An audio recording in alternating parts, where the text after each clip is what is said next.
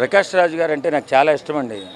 ఎందుకంటే ఆయన గొప్ప నటుడు, మన దేశానికి పేరు తెచ్చిన నటుడు. ఎవడ ఉన్నన్నా కాదన్నా క్యారెక్టర్ ఆర్టిస్ట్గా అంత గొప్ప నటుడు ఇప్పుడు ఇండియాలో లేడు అని చెప్పుకోవడానికి ఆయన అన్ని రకాల భాషల్లో యాక్ట్ చేసినటువంటి ఒక గొప్ప వ్యక్తి.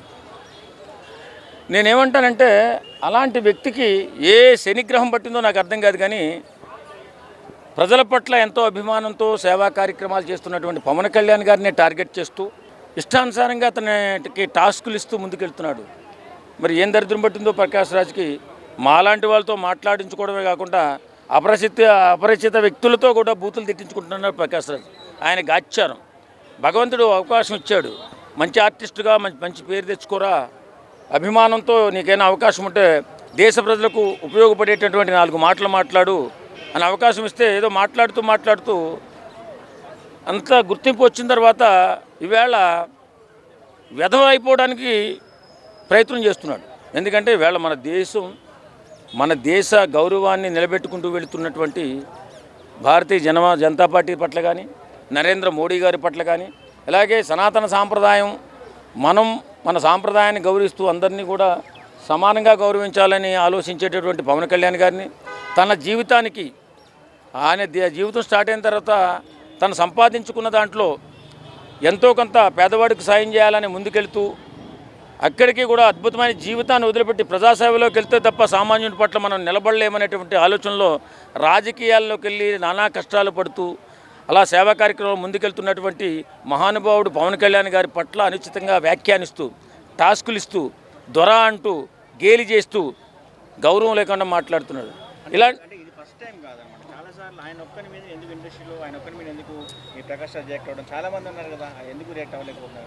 చాలామందికి జనాలకి సంబంధం లేదండి. జనాలతో మమేకమైనటువంటి వ్యక్తి పవన్ కళ్యాణ్ గారు.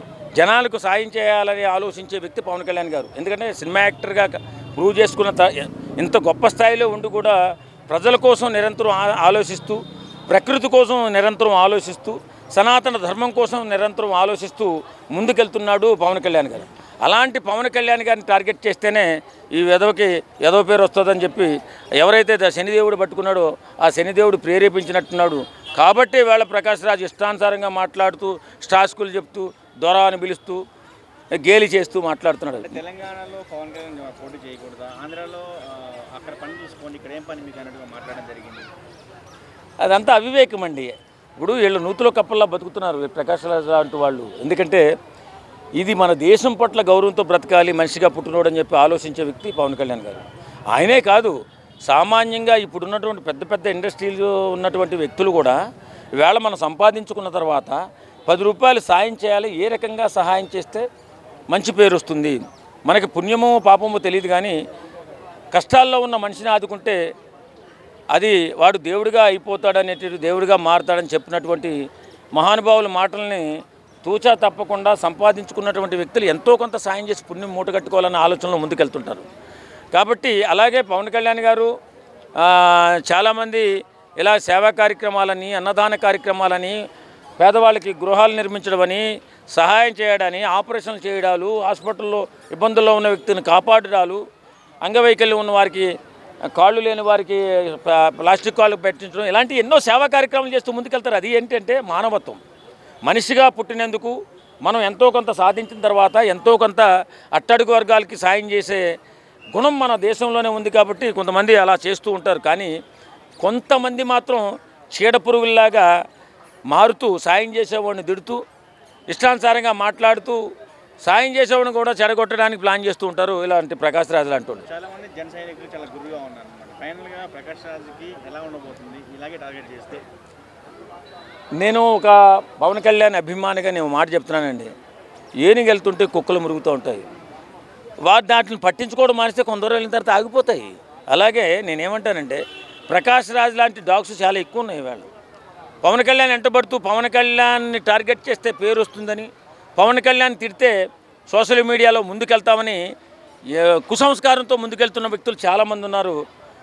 వాళ్ళు ఏదో వాళ్ళ ఆకలి బాధలు, వాళ్ళు ఏదో వాళ్ళ సమస్యలతో వాళ్ళు అన్నారు, వాళ్ళని వదిలేయాలి మనం. ప్రకాష్ రాజ్ లాంటి వాడు వేళ మన దేశంలో మంచి ఆర్టిస్టు, ఆయనకి మంచి గుర్తింపు ఉంది. అలాంటి వ్యక్తిని మనం మాట్లాడితే మనకే బాధేస్తుంది. కాబట్టి అలాంటి వాడిని కూడా వదిలేయండి. ఇక్కడ ఎలాగైతే వదిలేస్తున్నామో ఇక్కడ అరిసి గీ పెట్టేటటువంటి వాళ్ళని ఎలా అయితే వదిలేస్తున్నామో అలాగే ప్రకాష్ రాజ్ని కూడా వదిలేయండి. ఆయన గొప్ప నటుడే, కానీ ఆయన్ని మనం ఏదైనా దుర్భాషలాడి తర్వాత మనమే బాధపడతాం, ఇంత గొప్ప నటుడిని మనం పోగొట్టుకున్నామని. ఎందుకంటే మన శాపనార్థాలని తగిలి ఆడికి ఏదైనా అయితే మనకే నష్టం. కాబట్టి వదిలేయండి, ప్రకాష్ రాజ్ని బతకలేయండి. అలాగా ఇప్పుడు ఊళ్ళో కుక్క బతుకుతుంది, ప్రకాష్ రాజు బతుకుతున్నాడు దేశంలో అని వదిలేయండి. ప్రకాష్ రాజ్ గారు మంచి నటుడే, ఆయనకి నేషనల్ అవార్డ్స్ వచ్చాయి, నంది అవార్డులు వచ్చాయి, ఫిలింఫేర్ అవార్డ్స్ వచ్చాయి, అంతవరకు ఓకే. కానీ ఆయన రాజకీయాల్లో అట్టర్ ఫ్లాపు, ప్రజాసేవ చేయడంలో కూడా అట్టర్ ఫ్లాపు. బెంగళూరులో ఎంపీగా నిలబడ్డాడు, కనీసం డిపాజిట్లు కూడా రాలేదు, చిత్తు అయిపోయినాడు. మీకు అందరూ తెలుసు కదా. పవన్ కళ్యాణ్ అంటే ప్రకాష్ రాజ్కి ఎప్పుడు కూడా ఏడిపోయాయి, ఎందుకంటే ఆయన ప్రభంజనం చూడలేడు. మొన్న ఒక మీటింగ్ పెడతా అన్నారు జూన్ 2వ తారీఖున పవన్ కళ్యాణ్ గారు, నవనిర్మాణ తెలంగాణ అని. గవర్నమెంట్ పర్మిషన్ ఇవ్వలేదు కొన్ని కారణాల వల్ల. కానీ 2000 మందితో మీటింగ్ పెడతాం అనుకున్నారు, పర్మిషన్ ఇవ్వలేదు. అదే ప్రెస్ మీట్ పెట్టేసారు, 10,000 మంది పైన వచ్చేసారు. అంటే ఆయన ఎక్కడున్నా కానీ సునామే, ఆ సునామే వీడు తట్టుకోలేకపోతున్నాడు. ఆయన ఈ ప్రకాష్ రాజ్ అనే వ్యక్తి కన్నడిగా, కర్ణాటకలో వీడికి వాల్యూ లేదు. ఇక్కడికి వచ్చి వీడికి ఎందుకు రాజకీయాలు ఎందుకు చేయడము, అక్కడ చేసుకోవచ్చు కదా. ఇక్కడ తెలుగు రాష్ట్రాల మధ్యన ఎందుకు చిచ్చు పెడుతున్నాడు, తెలంగాణ వాళ్ళ మధ్యన కానీ ఆంధ్ర వాళ్ళ మధ్యన కానీ ఎందుకు చిచ్చులు పెడుతున్నాడు. ఆంధ్ర వాళ్ళు తెలంగాణ వాళ్ళు బాగానే ఉన్నారు కదా, ఎందుకు చిచ్చులు పెట్టడము, ఎందుకు ట్వీట్లు చేయడం. వీడికి ఇక్కడ ఏం పని. శివరాజ్ కుమార్ గారు అక్కడ ఎవరు డీకే శివకుమార్ గారు సీఎం అయ్యారు, ఆయన మీద ఏదైనా ట్వీట్ పెట్టవచ్చు కదా, ఆయన పరిపాలన ఎలాగుందో పెట్టవచ్చు కదా. అంతకుముందు మరి ఎంతోమంది పరిపాలించారు కర్ణాటక వాళ్ళు, బీజేపీ వాళ్ళు, వాళ్ళ కోసం ఏదైనా ట్వీట్ పెట్టచ్చు కదా, పెట్టడు. ఎందుకంటే అక్కడ కుక్కను కొట్టినట్టు కొడతారు వీడిని. కన్నడిగా వీడిని ఊరుకు, వీడిని అసలు సహించలేరాడు. అక్కడ తంతి ఇక్కడ వచ్చి పడ్డాడు హైదరాబాద్. ఎక్కడో ఫామ్ హౌస్ ఉంది అటు వాడికి, షాద్ నగర్లో ఎక్కడో, అక్కడ వాళ్ళు తంతి ఇక్కడ వచ్చి పడ్డారు. ఇప్పుడు కర్ణాటకలో డీకే శివకుమార్ గారు ప్రభుత్వం ఏర్పడింది కదా, దానికోసం ఏదైనా మాట్లాడవచ్చు కదా. అక్కడ మాట్లాడేందుకు అక్కడ తంతారు కాబట్టి ఇక్కడ వచ్చారు. ఇప్పుడు ఎన్నోసార్లు ఆయన బ్యాన్ చేయమన్నారు, వాడే సిగ్గు లేకుండా వస్తున్నాడు. మొన్న మూవీ ఆర్టిస్ట్ అసోసియేషన్ ఎలక్షన్లో కూడా నిలబడ్డాడు. మన మంచు విష్ణు గారి చేతి మీద చిత్తుగా ఓడిపోవడం అనేది జరిగింది. వాడి టైం అయిపోయింది, ఇంకా వాడి టైం అయిపోయింది. వాడిని ఎవడు పెట్టుకోవడం లేదు, టాలీవుడ్లో కానీ, కోలీవుడ్లో కానీ, బాలీవుడ్లో కానీ. నిన్న పవన్ కళ్యాణ్ మీద దొర అని చెప్పేసి వ్యాఖ్యానించడం, ట్వీట్ చేశారు. అంటే తెలంగాణలో దొర అంటే మీకు తెలుసు, ఎందుకు ఆయన పోటీ చేస్తున్నందుకే దొర అనడం చెప్పడం దేనికంటారు? దొరలకు వ్యతిరేకంగా పోరాటం చేసిన వారే సీనియర్ ఎన్టీఆర్ కావచ్చు, చంద్రబాబు నాయుడు గారు కావచ్చు, నారా లోకేష్ గారు కావచ్చు, పవన్ కళ్యాణ్ గారు కావచ్చు, అందరూ కూడాను. దొరల పాలన అంతం చేసిందే ఎన్టీ రామారావు గారు. మీ అందరూ తెలుసు, ఆ రోజుల్లో పటేల్ పట్వాడి వ్యవస్థను రద్దు చేశాడు, ప్రజలకు స్వేచ్ఛనిచ్చిందే నందమూరి తారక రామారావు గారు. ఆయన బాటలో నడుస్తున్న వాళ్ళే వీళ్ళందరూ. Okay, same to same N T Rama Rao గారిలో కానీ పవన్ కళ్యాణ్ గారు కూడాను ప్రజలే దేవుళ్ళు, సమాజమే దేవాలయం అనే వ్యక్తి అనమాట.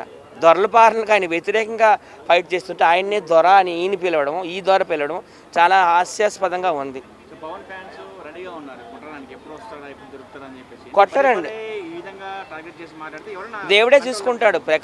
జనసేన ఫ్యాన్స్ కొట్టరు, ఎందుకంటే వాళ్ళు ఉన్మాదులు కాదు కదా, తీవ్రవాదులు అంతకన్నా కాదు, నక్సలైట్లు అంతకన్నా కాదు.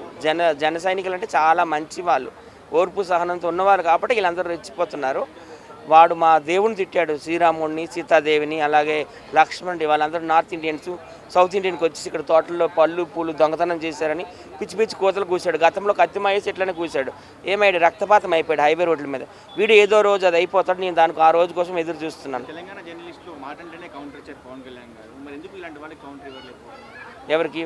తెలంగాణ జర్నలిస్టులు కౌంటర్ ఇచ్చారు పవన్ కళ్యాణ్, ప్రెస్ మీట్ పెట్టి మరి ఇచ్చారు. ఇలాంటి ప్రకాష్ రాజ్కి ఎందుకు కౌంటర్ ఇవ్వలేకపోతున్నారు? వీడు పిచ్చోడు కాబట్టి, పిచ్చోడు మాటలకు ఎవరు రియాక్ట్ అవుతారండి? ఎవరు రియాక్ట్ అయితే ఇంకా వాడికి ఏదో మనం ఎత్తేసినట్టు, వాడిని పైకి లేపేసినట్టు. కొంతమంది అంటున్నారు పవన్ కళ్యాణ్ గారు కూర్చోవాలి డిబేట్కి ప్రకాష్ రాజ్ అంటున్నారు. వీడి రేంజ్ ఏంటి, ఆయన రేంజ్ ఏంటి చెప్పండి? ఆయన ఒక డిప్యూటీ సీఎం హోదాలో ఉన్నాడు, నెంబర్ 1 హీరోగా కూడా ఒకప్పుడు వెలిగాడు ఆయన. ఆయనతో ఈయన ఫీలింగ్ ఏంటంటే ఈయన రేంజ్ ఒక పుతిను, లేకపోతే ఒక ట్రంప్, ఒక నరేంద్ర మోడీ అని అనుకుంటున్నాడు వీడికి అంత సీన్ లేదు. వీడిని కర్ణాటకలో తంతి ఇక్కడ వచ్చి పడ్డాడు, ఇక్కడ కూడా ఏదో ఒక రోజు తగిన శాస్త్రం జరుగుతుందని అనుకుంటున్నాను.